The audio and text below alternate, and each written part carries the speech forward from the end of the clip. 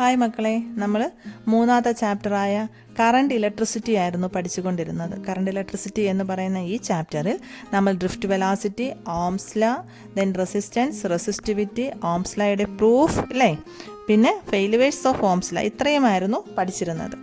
പക്ഷേ നമ്മൾ resistivity study ചെയ്തപ്പോൾ നമ്മൾ പറഞ്ഞു ഒരു മെറ്റലിൻ്റെ ടെമ്പറേച്ചർ കൂടുന്നതിനനുസരിച്ച് റെസിസ്റ്റിവിറ്റി ചേഞ്ച് ചെയ്യുന്നു എന്ന് പറഞ്ഞു. അപ്പോൾ എങ്ങനെ വസ്തുക്കളുടെ ടെമ്പറേച്ചർ മാറുന്നതിനനുസരിച്ച് റെസിസ്റ്റിവിറ്റി ചേഞ്ച് ചെയ്യുന്നു എന്നുള്ളതാണ് നമ്മുടെ ഇന്നത്തെ topic. Variation of resistivity with temperature.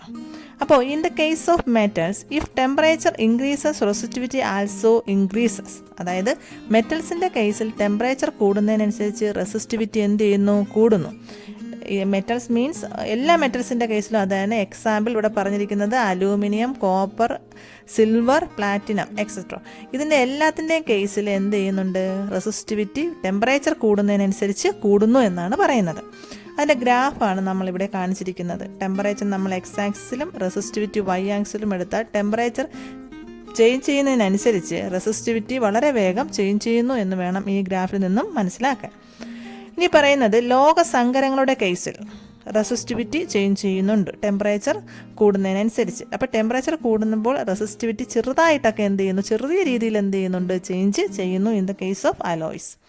അപ്പോൾ in the case of alloys of metals such as nichrome, constantan or manganin, resistivity varies slowly with temperature than metals. അതായത് മെറ്റൽസിൻ്റെ അത്രയും ഭയങ്കരമായിട്ട് ടെമ്പറേച്ചർ ചേഞ്ച് ചെയ്യുമ്പോൾ റെസിസ്റ്റൻസ് ചേഞ്ച് ചെയ്യുന്നില്ല, പക്ഷേ ചേഞ്ച് ചെയ്യുന്നുണ്ട്. ചെറിയ രീതിയിൽ എന്ത് ചെയ്യുന്നുണ്ട്? ചേഞ്ച് ചെയ്യുന്നുണ്ട്. അതാണ് ഈ ഗ്രാഫിൽ കാണിച്ചിരിക്കുന്നത്. ടെമ്പറേച്ചർ കൂടുന്നതിനനുസരിച്ച് റെസിസ്റ്റിവിറ്റി എന്ത് ചെയ്യുന്നു? ചേഞ്ച് ചെയ്യുന്നു.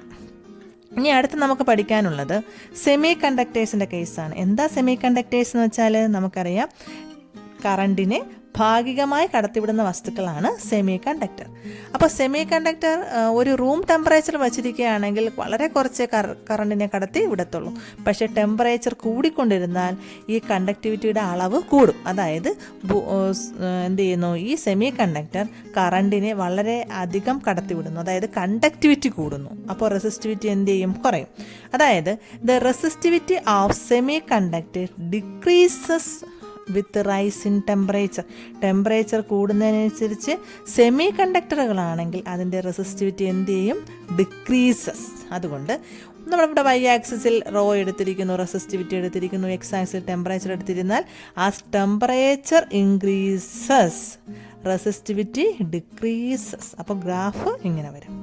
അപ്പോൾ അത് വളരെ ഇമ്പോർട്ടൻ്റ് ആണ്.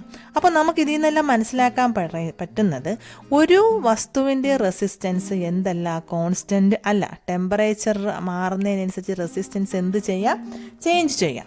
അപ്പോൾ വസ്തുവിൻ്റെ റെസിസ്റ്റൻസ് ടെമ്പറേച്ചറിനെ ഡിപ്പെൻഡ് ചെയ്യുന്നു. അങ്ങനെ എല്ലാ വസ്തുക്കളുടെയും റെസിസ്റ്റൻസ് ടെമ്പറേച്ചറിനെ ഡിപ്പെൻഡ് ചെയ്യുന്നു. അത് നമുക്ക് ഈ ഇക്വേഷൻ വഴി കാണിക്കാം. That is resistance of A substance at temperature T degree Celsius is given by R is equal to R0 into 1 plus alpha T. ഇവിടെ R എന്ന് പറയുന്നത് വസ്തുവിൻ്റെ resistance at particular temperature. particular temperature means T degree Celsius is equal to R0. R0 means ആ വസ്തുവിൻ്റെ temperature at 0 degree centigrade into 1 plus alpha T, where alpha is called temperature coefficient of resistance and T is the temperature. അപ്പോൾ എന്താ ഈ alpha എന്ന് വെച്ചാൽ? നമ്മൾ പറഞ്ഞു വസ്തുവിൻ്റെ ടെമ്പറേച്ചർ ചേഞ്ച് ചെയ്യുമ്പോൾ റെസിസ്റ്റൻസ് ചേഞ്ച് ചെയ്യുന്നു. അങ്ങനെ എല്ലാ വസ്തുക്കളുടെയും റെസിസ്റ്റൻസ് ഒരുപോലെയല്ല, ടെമ്പറേച്ചറിനനുസരിച്ച് ചേഞ്ച് ചെയ്യുന്നു. അങ്ങനെ ഒരു വസ്തുവിൻ്റെ റെസിസ്റ്റൻസ് ടെമ്പറേച്ചർ 1 ഡിഗ്രി റൈസ് ചെയ്യുമ്പോൾ അല്ലെങ്കിൽ ചേഞ്ച് ചെയ്യുമ്പോൾ അതിൻ്റെ റെസിസ്റ്റൻസ് എത്ര കണ്ട് മാറുന്നു എന്ന് പറയുന്ന കോൺസ്റ്റൻറ്റിനെയാണ് ടെമ്പറേച്ചർ കോഎഫിഷ്യൻറ്റ് ഓഫ് റെസിസ്റ്റൻസ് എന്ന് പറയുന്നത്. ഈ ടെമ്പറേച്ചർ കോഎഫിഷ്യൻറ്റ് ഓഫ് റെസിസ്റ്റൻസ് നമ്മൾ റെപ്രസെൻ്റ് ചെയ്യുന്ന അക്ഷരമാണ് ആൽഫ.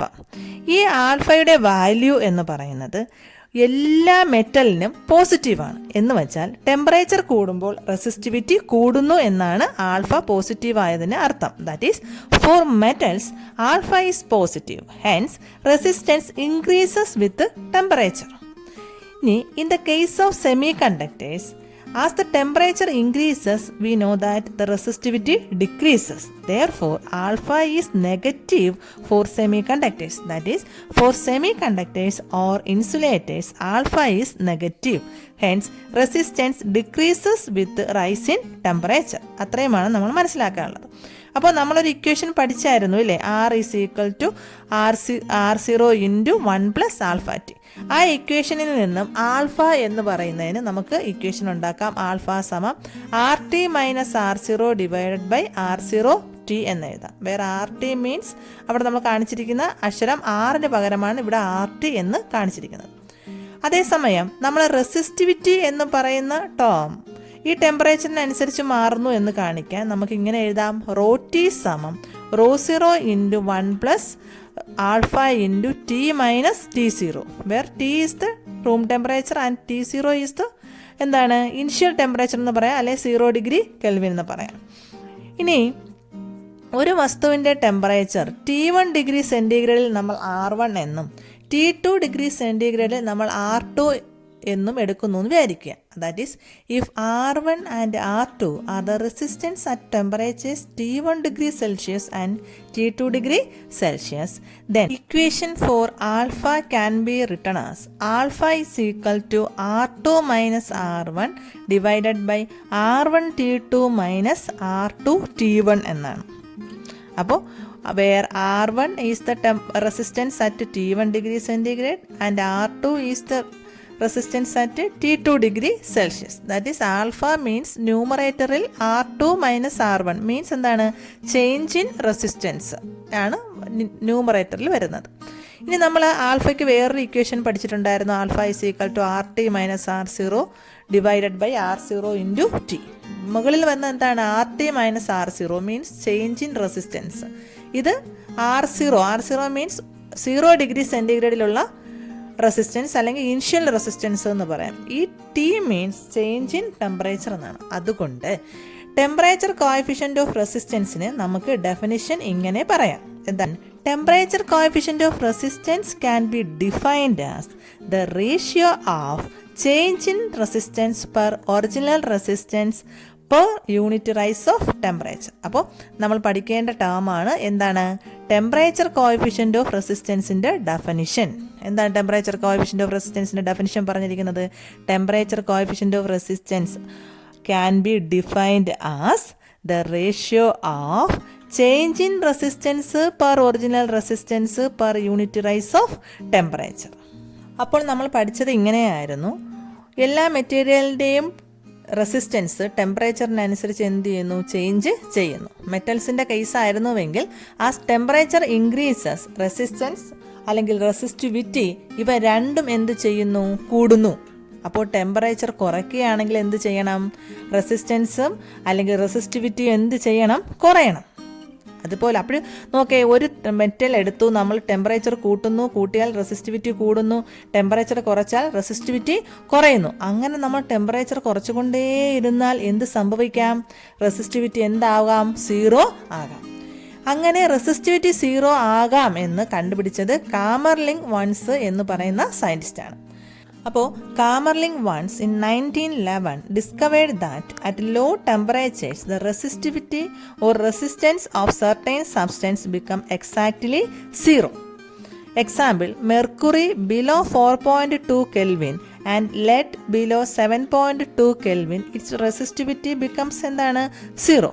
ഇങ്ങനെ നമ്മൾ എന്ത് ചെയ്യുന്നു? വസ്തുവിൻ്റെ ടെമ്പറേച്ചർ കുറച്ച് കൊണ്ടുവന്ന് റെസിസ്റ്റിവിറ്റി എന്താകുന്നു? 0 ആകുന്ന ആ ഒരു ഫിനോമിനൻ, ആ ഒരു പ്രതിഭാസം. അതായത് with decrease in temperature resistivity decreases and at a particular temperature called critical temperature it becomes 0. This phenomenon is called superconductivity. അപ്പോൾ എന്താ സൂപ്പർ കണ്ടക്ടിവിറ്റി എന്ന് വെച്ചാൽ, ഒരു മെറ്റലിനെ എടുത്ത് ചൂടാക്കിയാൽ റെസിസ്റ്റിവിറ്റി കൂടുന്നു, മെറ്റലിനെ എടുത്ത് തണുപ്പിച്ചാൽ റെസിസ്റ്റിവിറ്റി എന്ത് ചെയ്യുന്നു? കുറയുന്നു. ഒരു പ്രത്യേക ടെമ്പറേച്ചർ കാൾഡ് എന്താണ്? Critical temperature the resistivity of the metal becomes 0. This phenomenon is called superconductivity. അപ്പോൾ ഗ്രാഫ് ശ്രദ്ധിച്ച് കാണുമല്ലോ. ഗ്രാഫിൽ എന്താണ് റെസിസ്റ്റിവിറ്റി പടുന്നതിന് എന്ത് ചെയ്യുന്നു? ടെമ്പറേച്ചറിനനുസരിച്ച് കുറയുന്നു. കുറഞ്ഞ് റെസിസ്റ്റിവിറ്റി എന്താകുകയാണ്? ഇവിടെ 0 ആകുകയാണ്. അപ്പോൾ ഈ ഒരു ഫിനോമിനെ പറയുന്ന പേരാണ് superconductivity. And the materials are called superconductors. Example പഠിച്ചല്ലോ നമ്മൾ. എന്തായിരുന്നു? മെർക്കുറിയും നമ്മൾ ലെഡും പഠിച്ചായിരുന്നു. അപ്പോൾ അത് വളരെ ഇമ്പോർട്ടൻ്റ് ആണ് പഠിക്കുക. ഇനി എങ്ങനെയാണ് റെസിസ്റ്റർ? നമ്മൾ പറഞ്ഞു റെസിസ്റ്ററിൻ്റെ ടെമ്പറേച്ചർ മാറിയാൽ റെസിസ്റ്റൻസ് ഒക്കെ ചേഞ്ച് ചെയ്യും. അങ്ങനെ നമ്മളപ്പോൾ വലിയ ഉപകരണങ്ങളൊക്കെ ഉണ്ടാക്കുമ്പോൾ റെസിസ്റ്റേഴ്സ് ഉപയോഗിക്കണമല്ലോ. അപ്പോൾ അങ്ങനെ റെസിസ്റ്റേഴ്സ് എത്ര തരം റെസിസ്റ്റേഴ്സാണ് നമ്മൾ കൂടുതലായി ഉപയോഗിക്കുന്നു എന്നുള്ളതാണ്. There are 2 types of resistors. ഒന്ന് wire bound resistors and 2 carbon resistors. Wire bound resistors ഒക്കെ നമ്മുടെ ലാബിലുണ്ട് കേട്ടോ. ഈ പടത്തിൽ കാണിച്ചിരിക്കുന്നത് പോലെയാണ് വയർ ബൗണ്ട് റെസിസ്റ്റേഴ്സ് ഇരിക്കുന്നത്. ഈ വയർ ബൗണ്ട് റെസിസ്റ്റേഴ്സ് ഉണ്ടാക്കിയിരിക്കുന്നത് made by using wires of alloy. Example manganin, constantan, nichrome. അവയുടെ വയറുകൾ വച്ചിട്ടാണ് വയർ ബൗണ്ട് റെസിസ്റ്റേഴ്സ് ഉണ്ടാക്കിയിരിക്കുന്നത്. ഇനി എന്തുകൊണ്ടാണ് ഈ മാംഗനിനും കോൺസ്റ്റന്റൈനും നിക്രോമൊക്കെ നമ്മൾ ഇങ്ങനെ വയർ ബൗണ്ട് റെസിസ്റ്റേഴ്സിന് ഉപയോഗിച്ചത് എന്ന് ചോദിച്ചാൽ, ഇവയുടെ ടെമ്പറേച്ചർ മാറിയാൽ പെട്ടെന്ന് റെസിസ്റ്റൻസ് എന്ത് ചെയ്യുന്നില്ല? ചേഞ്ച് ചെയ്യുന്നില്ല. Constantine or manganine are materials have moderate resistivity which is practically independent of temperature. എന്ന് വെച്ചാൽ ടെമ്പറേച്ചർ മാറുന്നതിനനുസരിച്ച് റെസിസ്റ്റൻസ് ഒന്നും ചേഞ്ച് ചെയ്യുന്നില്ല. അതുകൊണ്ടാണ് നമ്മൾ ഈ മെറ്റീരിയലുകൾ വയർ ബൗണ്ട് റെസിസ്റ്റേഴ്സ് ഉണ്ടാക്കാൻ വേണ്ടി ഉപയോഗിച്ചിരിക്കുന്നത്. ഇനി അടുത്ത നമുക്ക് പഠിക്കാനുള്ളതാണ് കാർബൺ റെസിസ്റ്റേഴ്സ്. പടത്തിൽ കണ്ടോ കാർബൺ റെസിസ്റ്റേഴ്സ്? ഇതിനൊക്കെ സംഭവങ്ങൾ നിങ്ങൾ ഇഷ്ടംപോലെ കണ്ടു കാണും അല്ലേ? ഇങ്ങനെ ഇലക്ട്രോണിക് സർക്യൂട്ടിനകത്തൊക്കെ ഇരിക്കുന്ന റെസിസ്റ്റേഴ്സിനെ കണ്ടു കാണില്ലേ? അപ്പോൾ ഇവയുടെ നിറങ്ങൾ നോക്കിയിട്ടാണ് നമ്മൾ റെസിസ്റ്റേഴ്സിന് എത്ര വിലയുണ്ട് എന്ന് മനസ്സിലാക്കുന്നത്. അവയുടെ വാല്യൂ എത്ര? വില മീൻസ് കടയിൽ പോയി മേടിക്കുന്ന വിലയല്ല കേട്ടോ. അതിൻ്റെ വില മീൻസ് അതിന് എത്ര റെസിസ്റ്റൻസ് ഉണ്ട് എന്ന് മനസ്സിലാക്കുന്നത് ഇതിൻ്റെ നിറങ്ങൾ നോക്കിയിട്ടാണ്. ഇത് ഉണ്ടാക്കിയിരിക്കുന്നത് എന്ത് വെച്ചിട്ടാണ്? കാർബൺ വച്ചിട്ടാണ്. കാർബൺ റെസിസ്റ്റേഴ്സ് അത് ഇഷ്ടംപോലെ റേഞ്ചിൽ നമുക്ക് കിട്ടുന്നുണ്ട്. വയർ ബൗണ്ട് റെസിസ്റ്റേഴ്സ് എന്ന് പറഞ്ഞാൽ പെട്ടി കണക്കിരിക്കുകയായിരുന്നു, നിങ്ങൾ കണ്ടില്ലേ? പക്ഷേ കാർബൺ റെസിസ്റ്റേഴ്സ് വളരെ ചെറിയ സൈസാണ്. അപ്പോൾ resistors in the higher range are made mostly from carbon. Carbon resistors are compact means വളരെ സൈസ് കുറഞ്ഞതാണ്. ഇൻഎക്സ്പെൻസീവ് വില കുറഞ്ഞതാണ്. And thus find extensive use in electronic circuits. അതുകൊണ്ട് തന്നെ ഇലക്ട്രോണിക് സർക്യൂട്ട്സിൽ വളരെയധികം യൂസ് ഉള്ളതാണ് ഈ കാർബൺ റെസിസ്റ്റേഴ്സ്. ഇനി ഈ കാർബൺ റെസിസ്റ്റേഴ്സിൻ്റെ വില നമ്മൾ മനസ്സിലാക്കുന്ന ഒരു പ്രത്യേകതരം കോഡ് വെച്ചിട്ടാണ്. അതിനെ പറയുന്ന പേരാണ് കളർ കോഡ് ഓഫ് റെസിസ്റ്റേഴ്സ്. ഈ കളർ കോഡ് എങ്ങനെയാണെന്ന് വെച്ചാൽ നമുക്ക് നോക്കാം. പല കളറുകൾ നിങ്ങൾ ആ പടത്തിൽ കണ്ടിട്ടുണ്ടായിരുന്നു. അപ്പോൾ ഈ കളറ് ഉണ്ട്, ആ കളറിന് ഓരോ വിലകളുമുണ്ട്. നോക്കാം. ബ്ലാക്കിൻ്റെ വിലയാണ് 0, അതിൻ്റെ മൾട്ടിപ്ലയറാണ് 10⁻�0. ബ്രൗണിൻ്റെ വാല്യൂ ആണ് 1, red 2, orange 3, yellow 4, green 5, blue 6, violet 7, grey 8, white 9, gold 10⁻⁻1 മൾട്ടിപ്ലയറേ ഉള്ളൂ. Silver 10⁻⁻2 multiplier. പ്രത്യേകിച്ച് വാല്യൂ ഒന്നുമില്ല. ഒരു നിറവുമില്ലെങ്കിൽ 20%. ഈ ഒരു ഈ ഒരു ടേബിളിൽ നിന്നാണ് നമ്മളൊരു റെസിസ്റ്റൻസിൻ്റെ വില മനസ്സിലാക്കുന്നത്. എങ്ങനെയാണ് വില മനസ്സിലാക്കുന്നതെന്ന് നമുക്ക് പഠിക്കാം. നോക്കാം. ഒരു റെസിസ്റ്റൻസ് നമുക്ക് തന്നിട്ടുണ്ട് എന്ന് വിചാരിക്കുക. അപ്പോൾ ആ റെസിസ്റ്റൻസിൻ്റെ പടം, അതായത് നിറങ്ങൾ ഇങ്ങനെയാണെന്ന് വിചാരിക്കുക. ആദ്യം red, then violet, then yellow, then gold കളറാണെന്ന് വിചാരിക്കുക. അപ്പോൾ നമ്മൾ ചിന്തിക്കേണ്ട ഇങ്ങനെയാണ്. ആദ്യത്തെ രണ്ട് നിറങ്ങൾ അവയുടെ വിലയെ സൂചിപ്പിക്കുന്നു. വില എന്ന് പറയുമ്പോൾ റെഡ് എന്നതിന് ടേബിളിൽ 2 എന്നായിരുന്നു വില വരുന്നത്. വയലറ്റ് എന്നുള്ളതിന് ടേബിളിൽ 7 എന്നായിരുന്നു. അപ്പോൾ 2ഉം 7ഉം വിലകൾ വരും. ദെൻ യെല്ലോ എന്നുള്ളത് മൂന്നാമത്തെ നിറം മൾട്ടിപ്ലയറിനെയാണ് സൂചിപ്പിക്കുന്നത്. അപ്പോൾ യെല്ലോ എന്നുള്ളതിൻ്റെ മൾട്ടിപ്ലയർ 10⁻⁴ ആണ്. നാലാമത്തെ നിറം ടോളറൻസിനെ സൂചിപ്പിക്കുന്നു. ഗോൾഡ് എന്നതിൻ്റെ ടോളറൻസ് 5% ആണ്.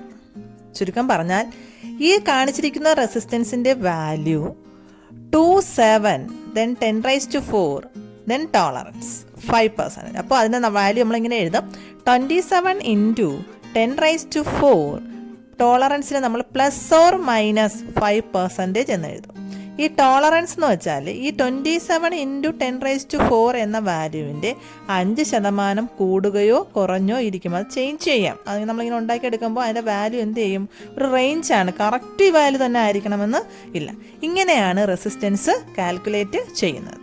അപ്പോൾ ആദ്യത്തെ 2 നിറങ്ങൾ എന്തിനെ സൂചിപ്പിക്കുന്നു? വിലകളെയും.